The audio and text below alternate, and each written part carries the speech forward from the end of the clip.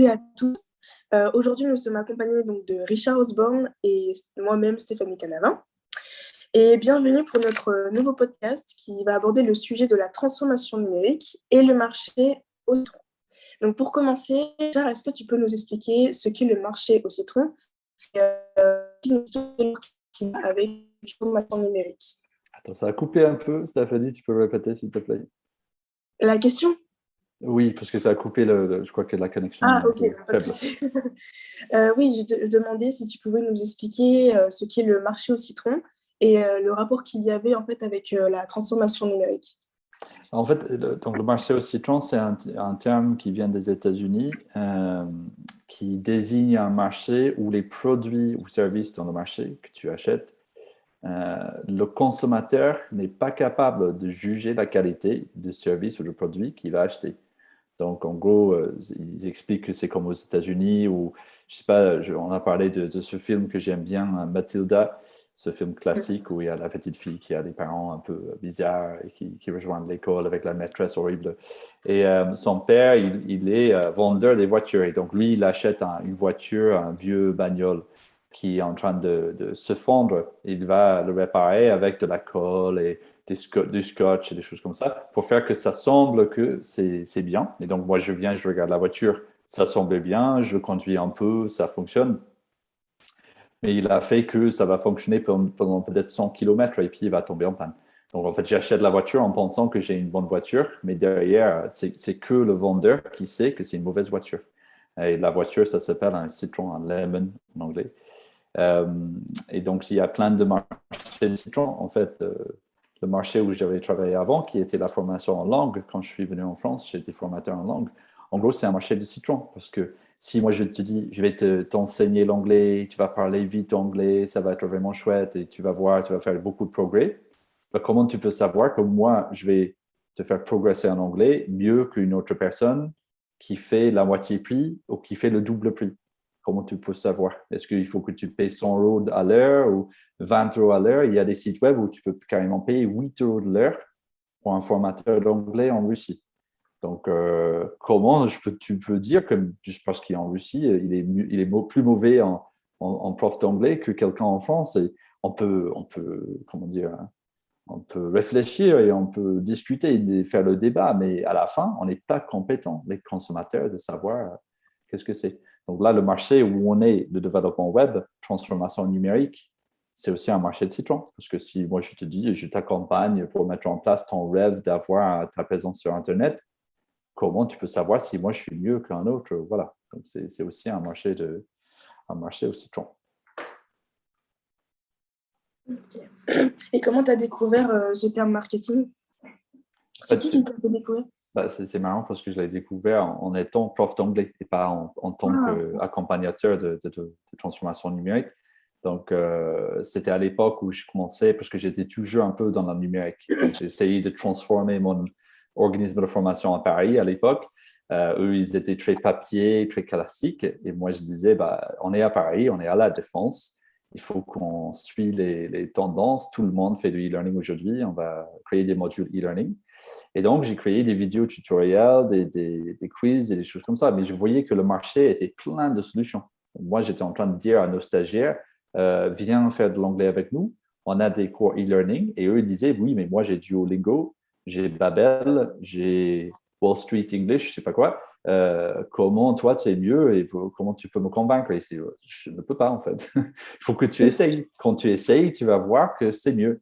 Mais c'est vrai que je ne peux pas te convaincre parce qu'il faut me faire confiance ou pas. Parce qu'il n'y a rien qui peut faire la preuve à la personne. Tu ne peux pas faire comment dire, une conduite d'essai d'un cours d'anglais. Ça ne va pas te montrer qu'après 1 heure, tu as bien progressé. Tu ne peux pas savoir, ce n'est pas possible.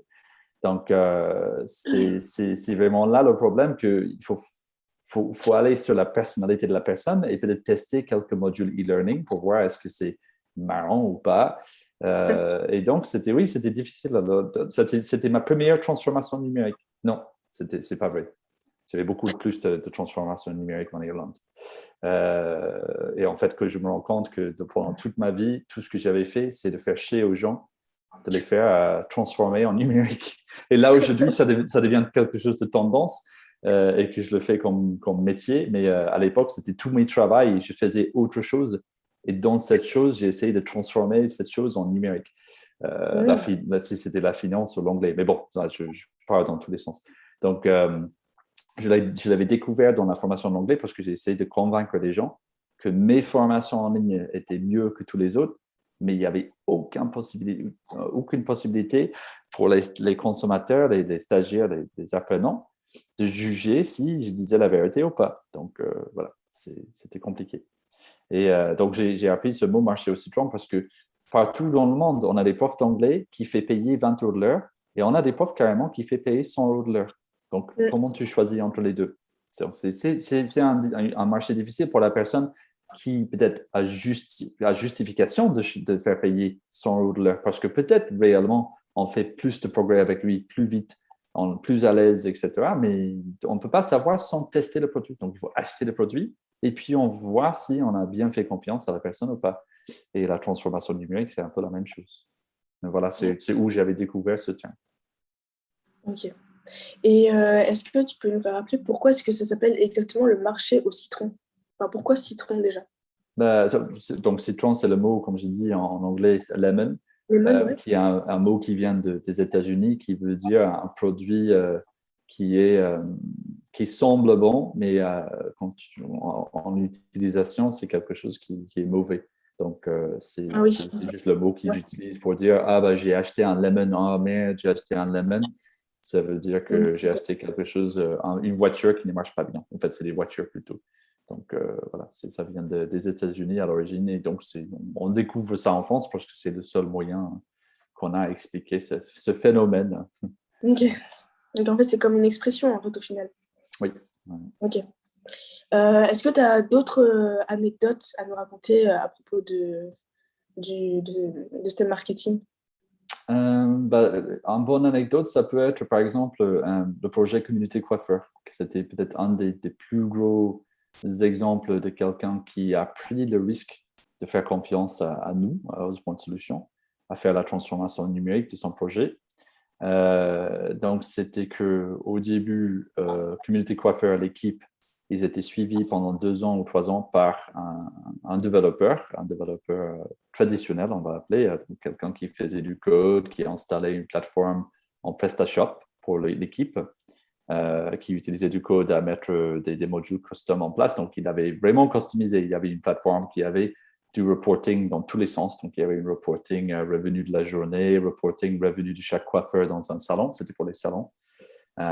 Donc, revenu du mois, qui a fait le mieux, quelle marge était la meilleure. Donc, il y avait plein de choses customisées. Il y avait la possibilité de faire des rendez-vous, d'ajouter des produits, d'ajouter des prestations. Donc, il y avait plein de choses dans le PrestaShop qui étaient codées à la main. Mais à la fin, il y avait des choses où la personne ne pouvait pas bien faire ce qui était demandé parce que c'était un travail trop important. Et donc, le client n'avait pas la gauge, si je peux le dire, de quel montant de travail ça prend. Donc, si on demandait à lui, par exemple, de faire un agenda, on disait on a besoin d'un agenda qui s'affiche sur l'écran, un calendrier qui affiche toutes les prestations qu'on va faire de ce jour-là, qu'on peut basculer entre un coiffeur et un autre coiffeur pour voir qu'est-ce qu'il fait de ce jour-là. Et puis qu'on peut interagir, on peut annuler, etc. Donc, la personne codeur disait que ça va prendre beaucoup de travail et de l'argent. Et donc, comme consommateur, comment on peut dire que, OK, j'ai besoin de cette fonctionnalité, je ne peux pas convaincre les personnes à utiliser. Elle va revenir, Stéphanie, je crois. Je parle dans le vide, là. Voilà, je vais juste chanter. Donc, pour finir l'histoire, il y avait donc la question de oui, ça va prendre du temps, ça va prendre de l'argent. Mais comment on peut savoir que si c'est vrai, s'il dit ça va prendre 2 mois, comment on peut savoir que ça va vraiment prendre 2 mois? S'il dit ça va prendre 10 000 € ou 1 000 €, comment on peut savoir que c'est vrai ou faux? Il faut faire confiance aux développeurs qui mènent le projet, que c'est vraiment le prix, c'est vraiment le temps que ça prend. Donc, en fait, pour finir l'exemple, quand moi je suis venu dans ce projet, il a fini avec le codeur, il disait voilà, on ne peut plus travailler comme ça. Et il m'a fait voir le site, et c'était en tant que collègue. Donc, moi, il m'a vu comme développeur web aussi. Il m'a vu comme une personne qui voilà, fait du développement web et donc euh, qui peut aussi donner son avis. Mais il s'est attendu au même niveau à peu près parce que voilà, c'est ça le problème du marché de Citron. On pense que tous les prestataires vont donner les mêmes prix et les mêmes délais. Et moi, j'ai regardé le site que la personne a créé et je disais, bah, en fait, avec Bubble, avec la plateforme que j'utilise, je peux rebâtir ce plateforme. Ça serait mieux de le faire avec Bubble qu'avec WordPress ou avec PrestaShop, par exemple, parce qu'il y a un niveau de customisation qui est assez poussé quand même. Et donc, j'ai dit, bon, je peux le faire pour X prix et dans X temps. Et en fait, c'était à peu près la moitié prix que la plateforme a déjà coûté pour arriver comment dire, à la moitié des fonctionnalités prévues. Et dans un temps que lui, il considérait impossible. Donc là, il est rentré dans le marché des Citron parce que il est tout de suite demandé au responsable de l'incubateur où on était, tous les deux. Il a dit, je crois que les mots qu'il a utilisés, c'est est-ce que ce mec il est en train de m'arnaquer? Et donc, il m'aimait bien, ce n'était pas quelque chose de personnel, mais il se disait, c'est pas possible. Parce que pour lui, il n'est pas compétent, et c'est normal, il n'est pas compétent dans le développement web. Donc, quand il a une personne qui l'a fait payer déjà le double prix et qui a pris 10 fois le temps que je propose, ça semble que soit il était arnaqué par l'ancien, soit il est en train d'avoir d'être arnaqué par moi. Donc voilà, comment il peut trancher. À la fin, c'était juste parce que le responsable de l'incubateur a dit, je peux t'assurer, j'ai vu le travail qu'il a fait, il a fait des prototypes, voilà, ça a bien marché, c'était très vite. Donc, c'est pas faux ce qu'il dit, qu'il peut créer des choses vite et un coût réduit, mais il faut juste peut-être lui demander quels sont les désavantages.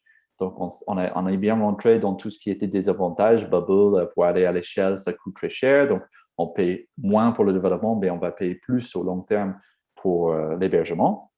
Parce qu'un site PrestaShop, on peut l'héberger chez un serveur à nous, et donc ça va coûter peut-être un cinquième du prix que Bubble en termes d'hébergement.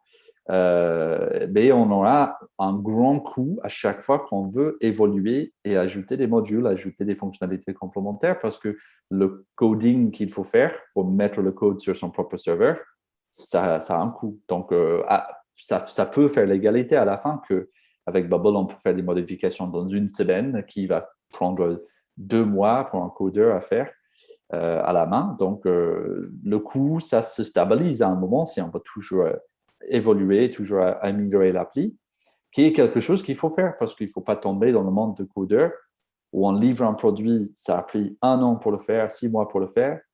Et là, il faut être content ou sinon pas content. Mais il n'y a pas de compromis. Il n'y a pas de est-ce qu'on peut modifier, est-ce qu'on peut changer? Oui, on peut, mais voilà, on va prévoir un projet en cours de 3 mois, 6 mois pour faire la modification qu'il faut et ça va coûter 10 000, 20 000 euros pour le faire. Donc, voilà, il y a des désavantages des deux côtés. Donc, à la fin, ça l'a plu. Il voulait prendre le risque et il n'y avait pas trop le choix. Il disait, on n'a plus assez d'argent de revenir et commencer avec le code. Donc, soit on vous prend, soit on abandonne le projet.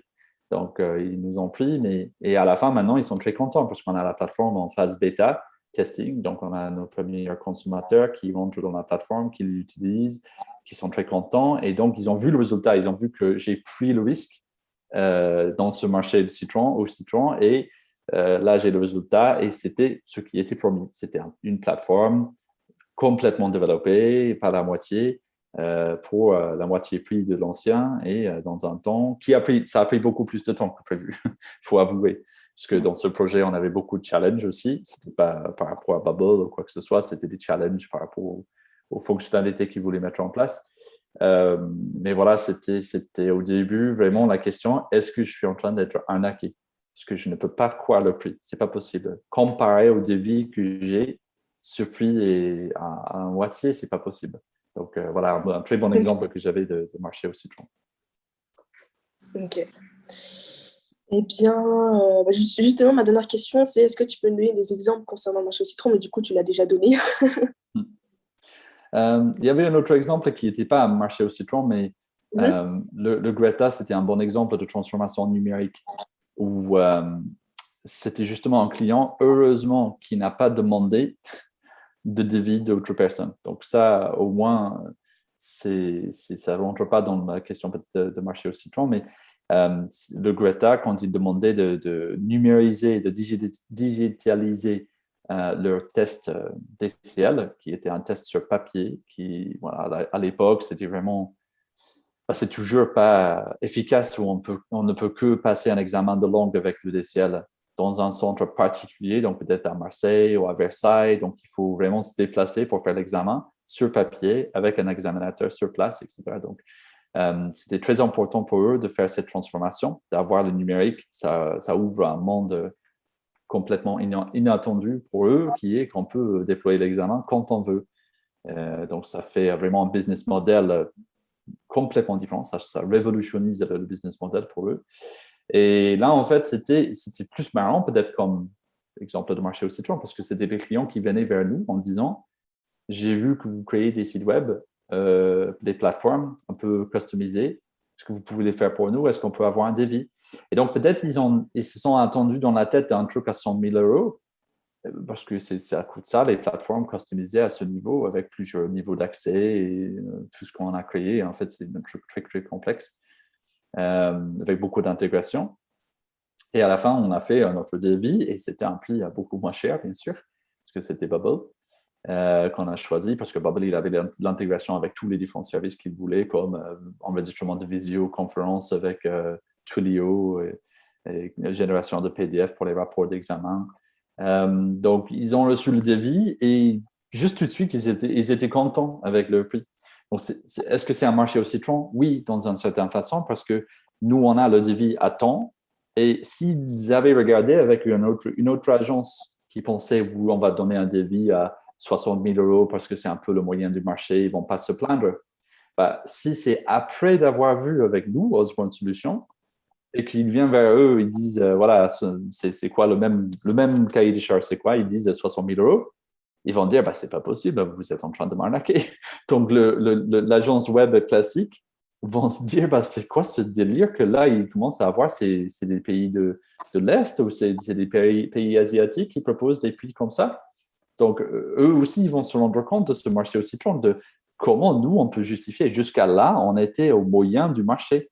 Et maintenant, on a des agences en France, no-code, qui commencent à proposer des transformations numériques à prix à une cinquième de prix que nous. Donc, comment on va commencer à justifier nos prix? On rentre dans le marché au citron un peu comme les arnaqueurs.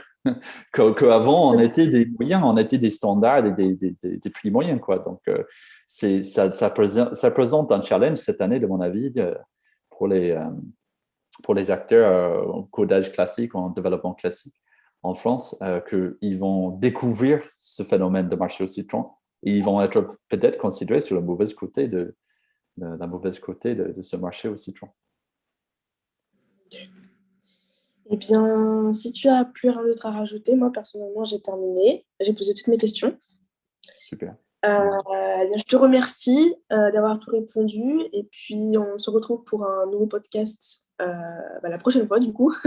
D'accord. Peut-être la dernière question qu'on n'a pas abordée, c'est si ce marché au citron existe, qu'est-ce qu'on fait? Parce que là, on vient d'évoquer toutes les choses qu'on peut avoir dans le marché au citron, comment le Greta, il doit faire, il devrait faire normalement s'ils sont dans cette position où communauté coiffeur, c'était des cas marrants où on connaissait des personnes, donc on pourrait en discuter ouvertement et rigoler.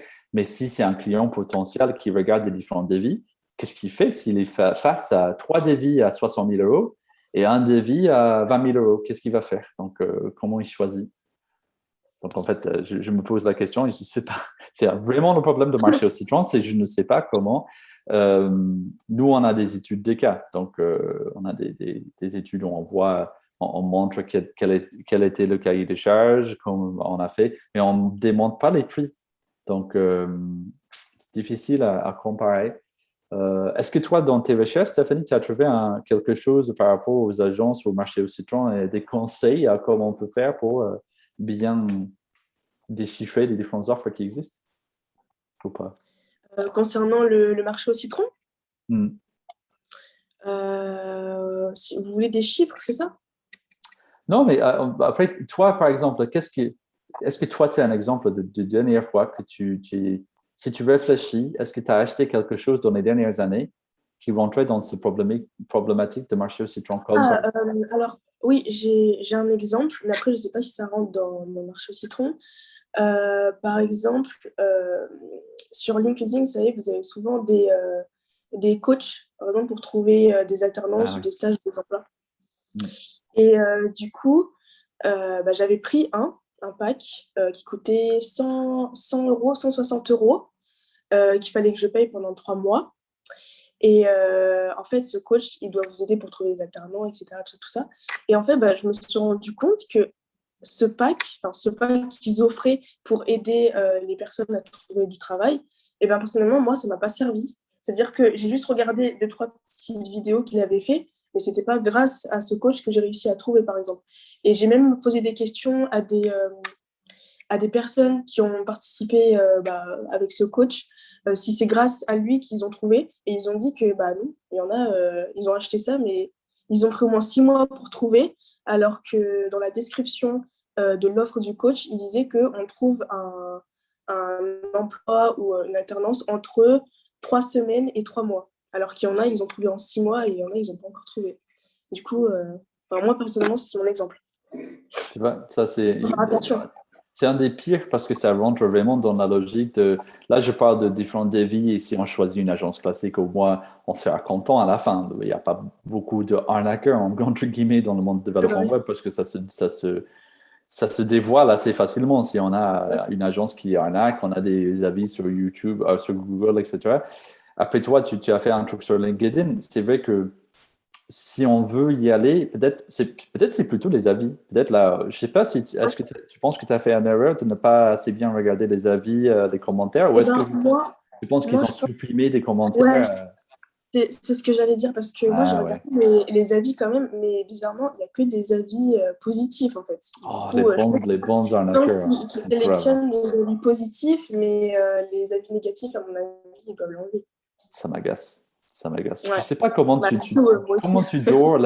comment tu dors le soir bien en pensant là, j'ai fait du fric aujourd'hui en arnaquant des gens ou est-ce que, je sais pas comment tu peux faire. C'est vraiment, c'est incompréhensible pour moi. Parce que j'avais la même chose quand j'étais en France pour la première fois, je regardais pour les appartements. Et bien sûr, on est en France, on ne sait pas comment faire, on ne connaît pas le bon coin, on ne connaît pas PAP. Et donc, on regarde sur Internet et la première chose, parce que c'est bien référencé, c'est le bon arnaqueur qui a payé Google à référencer son site. Trouvez vite votre appartement à Paris. Et puis, c'était un truc exactement le même, mais j'ai Ouais. payé 200 et quelques pour ce service-là et en disant, vous allez trouver dans un mois, on a une liste hyper privée, on ne retrouve pas sur le bon Ah coin, on ne ouais. retrouve pas ni ailleurs que ici sur notre site. Et bien sûr, c'était la même chose. Et on peut les appeler même pour se plaindre, mais ils disent, oui, non, mais ça va arriver, on va mettre à jour la liste et tout. Mais voilà, c'est vraiment une bonne arnaque qui est bien organisée. Et, mais c'est juste, voilà, que peut-être ils pensent, ouais, c'est des immigrants, on s'en fiche, je sais pas. Ouais, Mais non, mais je sais pas. Mais voilà, comment on peut faire pour avoir une bonne conscience après de travailler dans un tel travail? Donc, je sais pas. Ça, c'est des vrais exemples d'arnaque et de marché au citron. Peut-être c'est ça. On peut regarder des avis, c'est comme Amazon, on peut regarder des avis. Au moins, il y a des sites comme Amazon où on ne peut pas supprimer des avis. Ou ouais. Airbnb.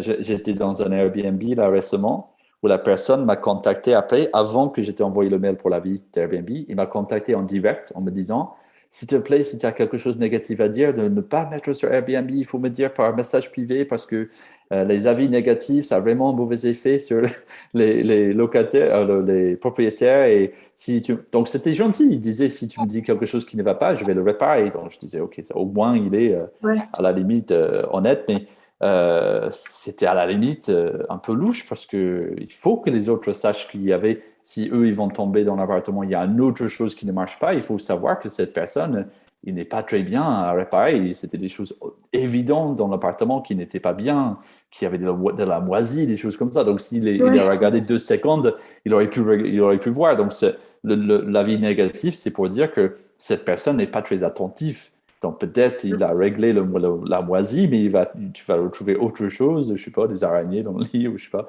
Donc, qu'il ne regarde pas, ça, c'est possible. Donc, les avis sont hyper importants, mais il y a beaucoup de marchés où il n'y a pas beaucoup d'avis. Pour la formation en langue, il n'y a pas d'avis. Pour ton truc LinkedIn, tu peux supprimer des avis. Pour nous, il n'y a pas d'avis, mais je me demande, est-ce que c'est peut-être plutôt sur LinkedIn, des réseaux sociaux comme ça, où tu peux regarder les genres de commentaires qu'on laisse, les genres de choses qu'on dit, pour dire, ben voilà, ça semble les gens de confiance, donc je vais les faire confiance, mais c'est très difficile. Sauf peut-être, moi, ce que j'aimerais faire, c'est d'inviter genre Eric Pion de Community Coiffeur. Je peux lui demander de venir et intervenir dans un podcast, de parler de notre histoire ensemble, d'être vraiment ouvert sur les choses qui n'ont pas marché, les choses qui étaient difficiles, les choses qui allaient bien. Et le plus qu'on fait ça avec des vrais clients, le plus qu'on peut dire, bah là, soit il paye chaque client à donner un bon avis à la fin, il donne un discount de 10% si tu nous donnes un bon avis par podcast à la fin et tu dis que des mensonges sur notre projet, que ça s'est bien passé, tout était bien, mais voilà, peut-être on ne peut pas cacher ça, donc peut-être on peut peut-être inviter des clients pour venir donner un témoignage, ça peut être sympa. Et à part ça, il n'y a pas de moyen, je crois, à vraiment déchiffrer qui est bon, qui est un hacker. Sauf à dire que je trouve qu'il n'y a pas beaucoup d'arnaqueurs dans notre environnement de développement web, transformation numérique. Il y a certainement des choses qui sont sur, comment dire, avec des marges beaucoup plus importantes, trop importantes, on va dire. Mais le service à la fin, normalement, c'est bon. C'est pas, voilà. Tout le monde fait un bon travail, peut-être un peu trop cher, mais bon. C'est à chacun de définir ses prix. Donc, voilà. Tout ce que j'ai à dire, c'est ça. Donc, je te remercie, Stéphanie, pour ce podcast. Je te remercie aussi, Richard. Je te dis à la prochaine fois. À la prochaine fois, pour le prochain podcast.